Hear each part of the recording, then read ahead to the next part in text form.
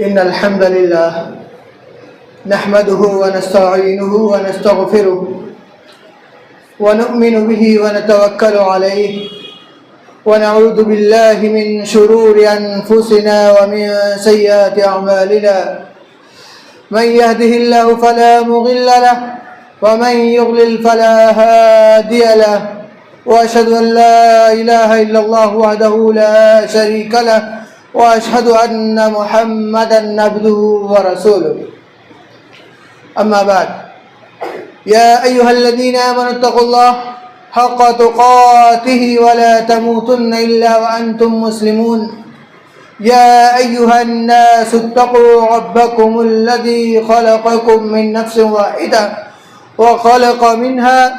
زوجها وبث منهما رجالا كثيرا ونساء واتقوا الله الذي تساءلون به والأرحام إن الله كان عليكم رقيبا يا أيها الذين آمنوا اتقوا الله وقولوا قولا سديدا يصلح لكم أعمالكم ويغفر لكم ذنوبكم ومن يطع الله ورسوله فقد فاز فوزا عظيما أما بعد فإن خير الحديث كتاب الله وخير الهدي هدي محمد صلى الله عليه وسلم وشر الأمور محدثاتها وكل محدثة بدعة وكل بدعة ضلالة وكل ضلالة في النار فأعوذ بالله السميع العليم من الشيطان الرجيم لن تنالوا البر حتى تنفقوا مما تحبون وما تنفقوا من شيء فإن الله به عليم رب اشرح لي صدري ويسر لي أمري واحلل عقدة من لساني يفقهوا قولي اللهم انفعني بما علمتني وعلمني ما ينفعني وزدني علما اللهم رب زدني علما اللهم رب زدنی علما اللهم رب زدنی علما برادران اسلام حاضرین جمعہ، تعریفات و توصیفات اللہ وحدہ لا شریک کے لیے لائق و زیبا ہیں۔ بعدہ درود و سلام نازل ہوں تمام انبیاء کرام پر، بالخصوص آخری نبی جناب محمد رسول اللہ صلی اللہ علیہ وسلم پر، اللہم صلی وسلم و بارک علیہ۔ برادران اسلام حاضرین جمعہ، ہم اور آپ جانتے ہیں کہ دنیاوی زندگی جو ہمیں ملی ہے اس کے اندر زیادہ سے زیادہ ہمیں رب کو خوش کرنے والے اعمال کرنا ہے، ہر طریقے سے نیکیوں کو بٹورنا ہے اور اپنے نامہ اعمال کے اندر اس کو لکھوانا ہے،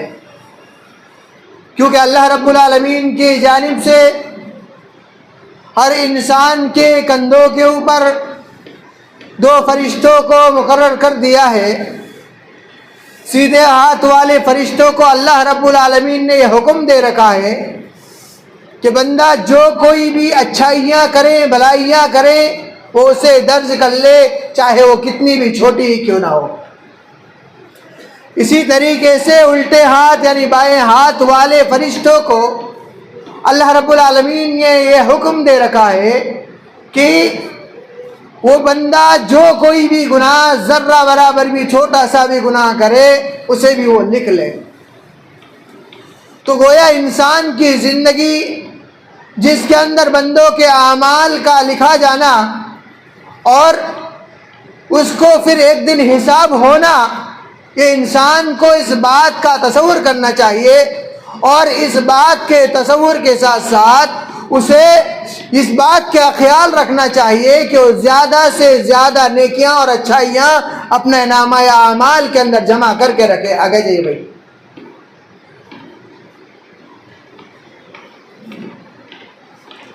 کیوں؟ اس لیے کہ وہ قیامت کے دن ہوگا جس دن ہر بندہ اپنے ایک ایک نیکیوں کے لیے تڑپ رہا ہوگا، پریشان حال ہوگا کہ مجھے فلاں نیکی مل جائے تو میں کامیاب ہو جاؤں۔ لیکن دنیاوی زندگی کے اندر اللہ رب العالمین نے بندوں کو اتنے مواقع فراہم فرمائے کہ جس کو وہ فراموش کر بیٹھتا ہے، بھول بیٹھتا ہے، اور وہ اچھائیاں کرنا بھول جاتا ہے، نیکیاں کرنا بھول جاتا ہے، اور اپنے نامہ اعمال کو مکمل کرنا بھول جاتا ہے، اور اپنی دنیا کی رنگینیوں کے اندر پڑا رہتا ہے۔ انہی اچھائیوں کے اندر ایک اچھائی اللہ رب العالمین کے راستے میں خرچ کرنا بھی ہے۔ اللہ کے راستے میں خرچ کرنا یہ کئی ایک طریقے سے ہو سکتا ہے۔ صرف مال خرچ کر کے ہی صرف اللہ رب العالمین کے راستے کے اندر خرچ کرنا نہیں ہے، بلکہ مال کے ساتھ ساتھ انسان اپنا وقت جو صرف کرتا ہے دینداری کو لوگوں تک پھیلانے کے لیے، وہ بھی اللہ کے راستے میں خرچ کرنا کہلاتا ہے۔ جو سب روز انسان گزارتا ہے اللہ کی اطاعت و فرما برداری کے اندر گزارتا ہے، دین کے کام کے لیے ایک جگہ سے دوسری جگہ جاتا ہے، یہ بھی کیا ہے؟ اللہ رب العالمین کے راستے میں خرچ کرنے کے اندر شمار ہوتا ہے۔ میرے بھائیوں، آج میں جو موضوع خطابت لے کر آپ حضرات کے سامنے کھڑا ہوا ہوں وہ ہے انفاق فی سبیل اللہ، یعنی اللہ رب العالمین کے راستے میں خرچ کرنا۔ میں نے آپ حضرات کے سامنے بھی واضح کیا کہ صرف خرچ کرنا صرف مال و دولت کے ساتھ خاص نہیں، بلکہ انسان کا اپنی زندگی کے اندر تگودو کرنا، کوشش کرنا، جد و جہد کرنا دین کے خاطر، یہ بھی انسان کا خرچ کرنا ہے، یہ بھی اللہ کے راستے میں خرچ کرنا ہے۔ آئیے، انفاق فی سبیل اللہ کے میں اقسام ہے، دو اقسام ہے۔ ایک انفاق جو خرچ کرنا ہے مال و دولت کے اعتبار سے، وہ یہ فرض ہے، وہ فرض ہے۔ اس میں زکوٰۃ جو صاحب مال ہے ان کے اوپر اللہ رب العالمین نے زکوٰۃ فرض کر رکھا ہے، جو اگر اس کا نصاب پہنچ جاتا ہے تو اسے سال میں ایک بار زکوٰۃ ادا کرنی ہے۔ اس کے علاوہ دوسرے جو انفاق کے اندر جو فرض ہے وہ صدقہ فطر ہے۔ عید الفطر کے موقع کے اندر، رمضان مبارک کے بعد جو عید آتی ہے، اس کے بعد عید کے اندر عیدگاہ کے جانے سے پہلے جو ہم اناج کی صورت میں یا مال و پیسے کی صورت میں ہم جو فطرہ ادا کرتے ہیں، یہ بھی ایک فرض فطرہ ہے، یہ بھی ایک انفاق، یہ بھی فرض ہے۔ اور اسی طریقے سے تیسرا جو ہے وہ تیسرا انفاق وہ گھر بار والوں کے اوپر، اپنے بیوی بچوں کے اوپر خرچ کرنا، یہ بھی انفاق کے اندر آتا ہے، یعنی یہ بھی خرچ کرنے کے اندر آتا ہے۔ یہ تین چیزیں بندوں کے اوپر فرض ہے، لیکن اس کے علاوہ دوسری چیزیں ہیں جو فرض نہیں بلکہ نفل ان کو کہا جاتا ہے۔ ان میں سے ایک صدقہ جاریہ ہے، یعنی بندہ ایسا صدقہ کرے جس کا اجر و ثواب اس کو اس کی زندگی کے اندر ملتا رہے اور اس کی زندگی کے بعد بھی ملتا رہے۔ اور دوسری جو اس کی قسم ہے وہ یہ ہے کہ مسجد بنوانا یا مدرسے کی تعمیر کروانا، کسی غریب مسکین کو آپ ہیلپ کریں، یہ بھی کیا ہے؟ انفاق کے اندر شامل ہے۔ اور اسی طریقے سے دین کی حمایت کرنا، یعنی جو دین کا کام کر رہے ہیں آپ ان کے ساتھ ساتھ چلیں، ان کو آپ روکنے کی کوشش نہ کریں، یہ بھی کیا ہے؟ انفاق کے اندر شامل ہے۔ میرے بھائیوں، یہ انفاق کی اسلام نے ترغیب دلائی ہے، اللہ کے راستے میں خرچ کرنے کی ترغیب دلائی ہے، جان اور مال کے ساتھ خرچ کرنے کی ترغیب دلائی ہے۔ اور ترغیب دلاتے ہوئے جو اللہ کے راستے میں مال خرچ کرتا ہے تو اس 1 روپے خرچ کرنے کے بدلے اللہ رب العالمین اسے 700 گنا تک بڑھا کر اجر دیتا ہے۔ اللہ تعالیٰ قرآن کریم کے اندر ارشاد فرماتا ہے، مثل الذین ينفقون اموالهم فی سبیل اللہ کمثل حبۃ انبتت 7 سنابل فی کل سنبلۃ 100 حبۃ، کہ جو اللہ کے راستے میں خرچ کرتے ہیں ان کی مثال اس دانے کی سی ہے جو ایک دانے کو زمین کے اندر انسان اگاتا ہے، اور اس سے اگ کر کے 7 بالیاں اگتی ہے، اور اس 7 بالیوں سے ہر ایک بالی کے اندر 100 دانے اگتے ہیں۔ تو اللہ رب العالمین نے مثال دے کر کے اللہ کے راستے میں خرچ کرنے کے فوائد میں سے ایک فائدہ یہ بتایا کہ اسے اللہ رب العالمین 700 گنا تک اس کے اجر و ثواب کو بڑھاتا ہے۔ واللہ یضاعف لمن یشاء، اسی آیت کے آگے اللہ تعالیٰ نے کہا کہ اللہ جس کے اندر چاہتا ہے اس کے ثواب کے اندر، اجر کے اندر اور اضافہ فرماتا ہے۔ اور اسی طریقے سے اللہ رب العالمین نے اس کے راستے میں خرچ کرنے کو اللہ کو قرض دینے کے برابر قرار دیا ہے۔ تو اللہ تعالیٰ قرآن کریم کے اندر ارشاد فرماتا ہے من ذا الذی یقرض اللہ قرضا حسنا فیضاعفہ اضعافا مضاعفہ، کہ اللہ جو کون ہے جو اللہ کے لیے اللہ کو قرض دے رہا ہے، قرضا حسنا، کہ اللہ کو بہترین قرض دے رہا ہے، لہذا جو اللہ کو قرض دے رہا ہے اللہ اس کو دے گا، اس کے برابر دے گا، اس سے بھی کئی گنا زیادہ بڑھا کر کے دے گا۔ ذرا غور و فکر کیجئے کہ اللہ کے راستے میں خرچ کرنا وہ اللہ رب العالمین نے کس طریقے سے اس کے اوپر ابھارا ہے کہ بندے اللہ کے راستے میں خرچ کرے۔ گویا اس نے اللہ کے راستے میں خرچ کرنا یوں بتا دیا کہ وہ میرے اوپر خرچ کر رہا ہے، یعنی اللہ کے اوپر خرچ کر رہا ہے، یعنی وہ سیدھا معاملہ اللہ رب العالمین کے ساتھ کر رہا ہے۔ جبکہ اللہ کی ذات، اس کی صفت یہ ہے کہ وہ سخی ہے، سب سے زیادہ دینے والا ہے، وہ کنجوسی کرنے والا نہیں ہے، اس کے کئی گنا زیادہ اجر و ثواب دینے والا ہے۔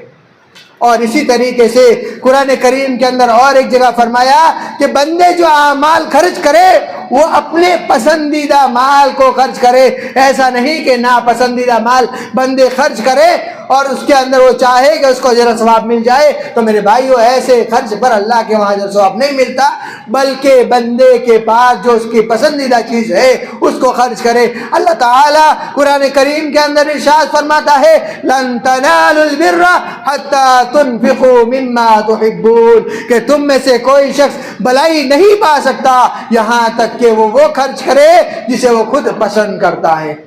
تو اس کی پسندیدہ چیز ہے وہ خرچ کرے تو کیا ہے، وہ بھلائی پا سکتا ہے، نیکی پا سکتا ہے۔ میرے بھائیوں، ہمارا آپ نے سنا کہ ان آیات کے اندر اللہ رب العالمین نے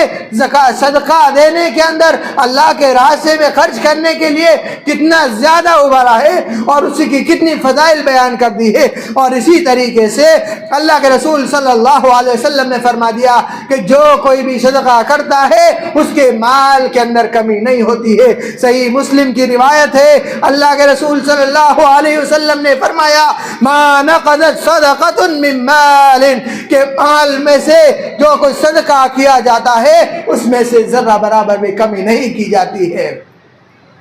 حالانکہ انسان کو لگتا ہے کہ اس کے اندر سے کمی ہو گئی، لیکن ایسا نہیں ہوتا۔ ایک تو اس کا ذخیرہ آخرت کے لیے تو کر ہی لیا جاتا ہے، لیکن اس دنیا کے اندر اس کا اچھا بدلہ بھی اللہ رب العالمین اسے کسی اور طریقے سے، کسی اور ریوارڈ کی شکل میں دیتا ہے، کسی اور ریوارڈ کی شکل میں دیتا ہے جسے انسان بسا اوقات جان نہیں سکتا۔ انسان کسی مجبوری مصیبت کے اندر پڑا ہے، لیکن اس مصیبت سے اللہ رب العالمین اس کے صدقے کرنے کی وجہ سے اللہ رب العالمین کیا ہے، اس کو اس مصیبت سے نکال دیتا ہے۔ اور اسی طریقے سے اللہ کے رسول صلی اللہ علیہ وسلم نے دوسرے ایک حدیث کے اندر فرمایا جو صحیح بخاری اور مسلم کی حدیث ہے الساعی علی الارملہ والمساکین کالمجاہد فی سبیل اللہ، کہ وہ خرچ کرنے والا جو محتاجوں کے اندر، جو بیوہ اور مسکینوں کے اوپر خرچ کرتا ہے، جو مسکین ہے یعنی جن کے پاس مال و دولت نہیں، مشکل سے گھر بار چل رہا ہے، لوگوں کے اوپر ہاتھ نہیں پھیلا رہے ہیں، بیوہ وہ جس کے شوہر کا انتقال ہو گیا ہو اور اس کے کھانے پینے کے لالے پڑ گئے ہو، کام کاج کرنے والا کوئی نہیں ہو، ایسے شخص کی مدد کرنے والا، گویا اللہ کے رسول صلی اللہ علیہ وسلم نے فرمایا کل مجاہد فی سبیل اللہ، ایسے کا مرتبہ اللہ کے رسول صلی اللہ علیہ وسلم نے مجاہدین کے برابر بتلایا۔ حالانکہ مجاہدین کے بارے میں یہ عام فرمان فرما دیا گیا کہ ان مجاہدوں کو مردہ نہ کہا جائے بلکہ یہ زندہ ہے، اللہ رب العالمین کے پاس یہ زندہ ہے، ان کا بڑا اونچا مرتبہ ہے، وہ ان کو یہ اونچا مرتبہ اللہ کے رسول صلی اللہ علیہ وسلم دے رہے ہیں جو اللہ کے راستے میں مسکینوں کو اور بیواؤں کے اوپر خرچ کرتے ہیں۔ اور اسی طریقے سے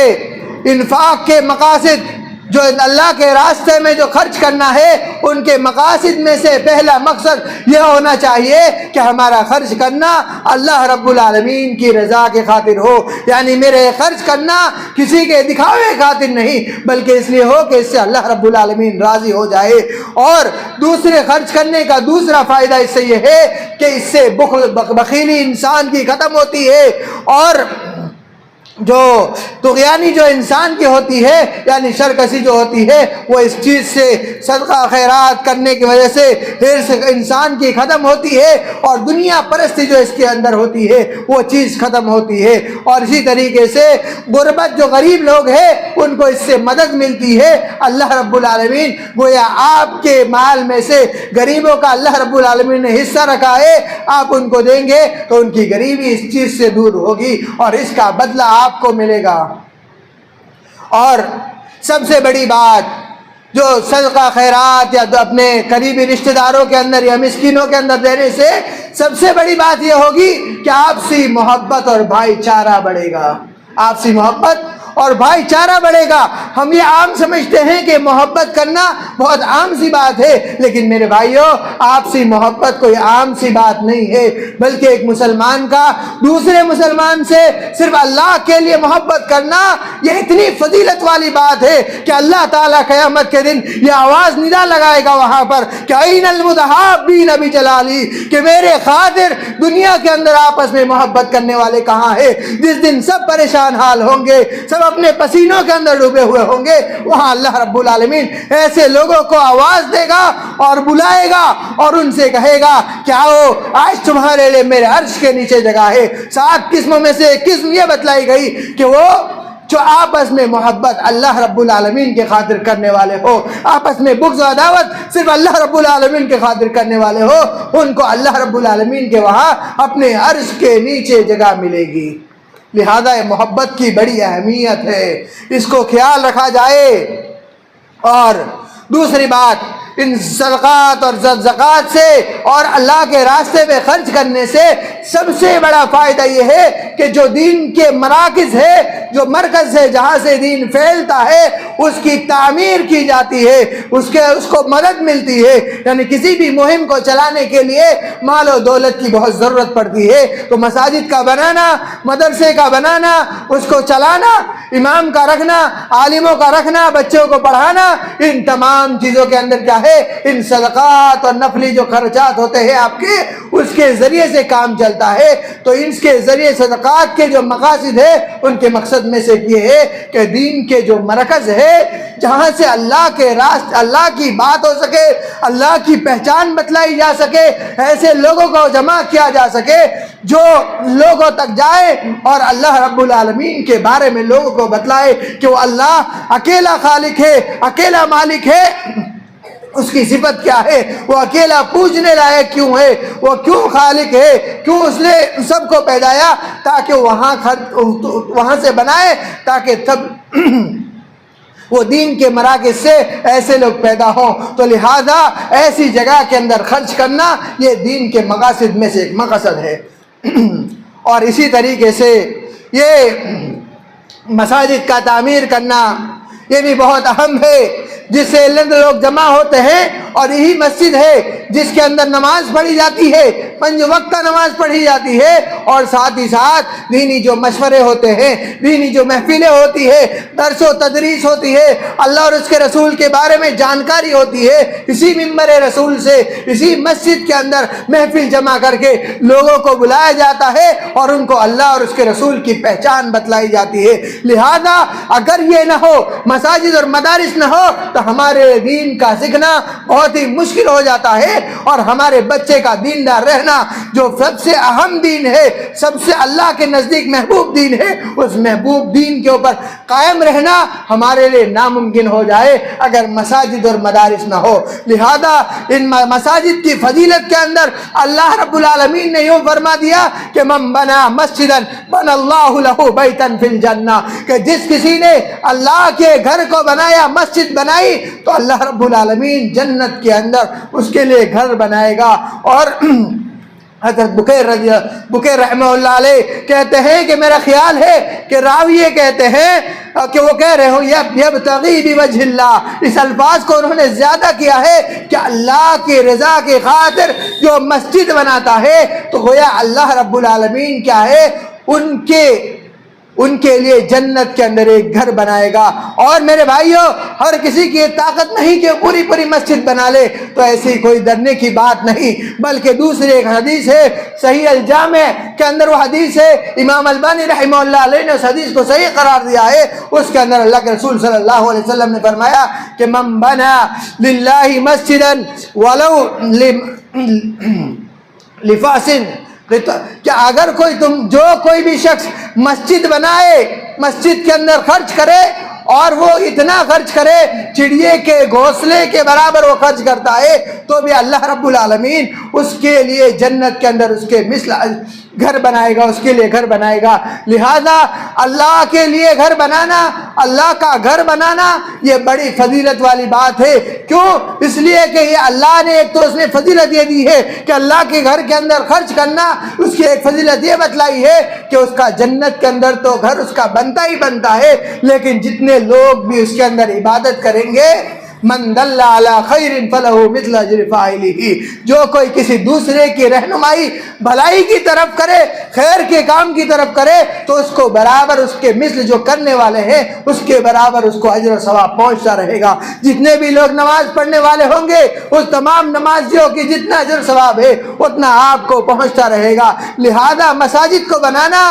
یہ آپ کے جانب سے کچھ پیسے کا مساجد کے اندر دینا، یہ آپ کے لیے فائدے ہی فائدے والی بات ہے۔ آپ کے ایک تو جنت کے اندر گھر بن جائے گا، اور بڑی بات یہ کہ آپ کے اجر و ثواب کے اندر بڑھوتری ہوتی جائے گی۔ آپ کے لیے صدقہ جاریہ بن جائے گا،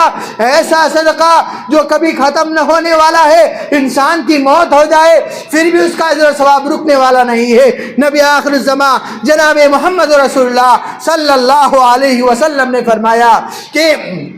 اذا مات الانسان انقطع عنه عمله الا من ثلاث، کہ جب بندہ انسان کا انتقال ہو جاتا ہے تو اس کے تمام اعمال کے دروازے بند ہو جاتے ہیں جس سے اس کو اجر و ثواب پہنچ سکے، سوائے 3 قسم کے اعمال ہے۔ اس میں سے ایک فرمایا صدقۃ جاریہ، کہ بندہ جو صدقہ جاریہ کر کے جائے، ایسا صدقہ کر کے جائے، ایسی جگہ میں صدقہ کر کے جائے اس کو لوگ برابر یوز کرتے رہے، تو جب تک اس کا یوز رہے گا تب تک اس کو اجر و ثواب پہنچتا رہے گا۔ اور دوسری علم ينتفع به،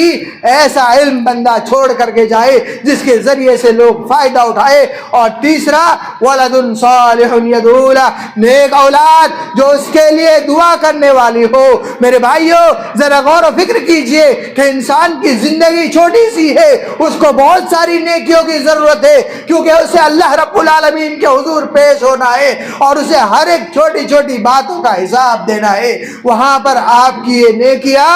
کام آئے گی، آپ کی یہ نیکیاں ضائع نہیں ہوگا۔ آپ کے 100 200 500 روپے خرچ کرنا یہ ہرگز ضائع نہیں ہوگا، بلکہ آپ کے لیے ریوارڈ کے طور پر آپ نے 100 خرچ کیا، کئی گنا زیادہ بڑھا کر کے اللہ رب العالمین آپ کو اس کا اجر و ثواب دے گا۔ اور یہ مساجدیں ہوتی ہے اس کو قائم کرنا یہ اللہ رب العالمین نے ایمان والوں کے ذمہ قرار دیا ہے۔ اللہ تعالیٰ فرماتا ہے انما یعمر مساجد اللہ من آمن باللہ والیوم الآخر وقام الصلاة وآت الزکاة ولم یخش الا اللہ فعسى اولئک ان یکون من المہتدین۔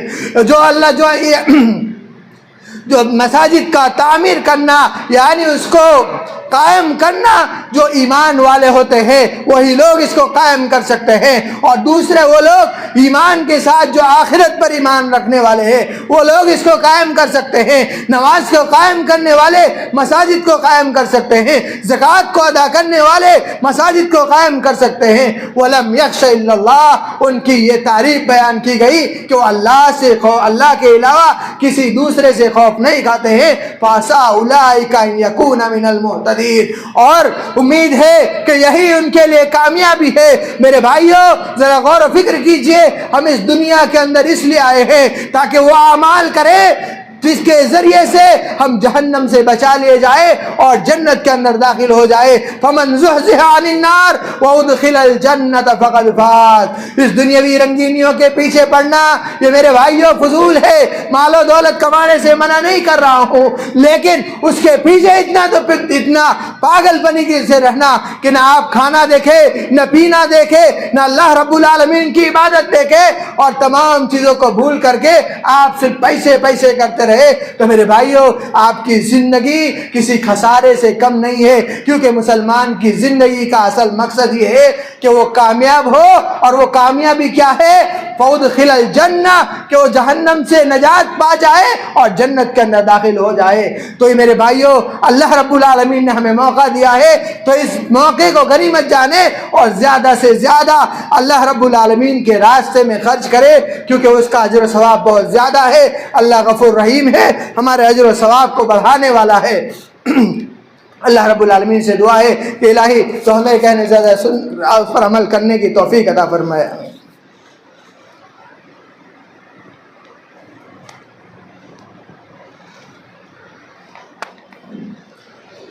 إن الحمد لله نحمده ونستعينه ونستغفره ونؤمن به ونتوكل عليه ونعوذ بالله من شرور أنفسنا ومن سيئات أعمالنا من يهده الله فلا مضل له ومن يضلل فلا هادي له وأشهد أن لا إله إلا الله وحده لا شريك له وأشهد أن محمدا عبده ورسوله أما بعد إن الله وملائكته يصلون على النبي يا أيها الذين آمنوا صلوا عليه وسلموا تسليما اللهم صل على محمد وعلى آل محمد كما صليت على إبراهيم وعلى آل إبراهيم إنك حميد مجيد اللهم بارك على محمد وعلى آل محمد كما باركت على إبراهيم وعلى آل إبراهيم إنك حميد مجيد عباد الله رحمني ورحمكم الله إن الله يأمر بالعدل والإحسان وإيتاء ذي القربى وينهى عن الفحشاء والمنكر والبغي يعظكم لعلكم تذكرون واذكروا الله يذكركم وادعوه يستجب لكم ولذكر الله تعالى أكبر والله يعلم ما تصنعون. أقم الصلاة.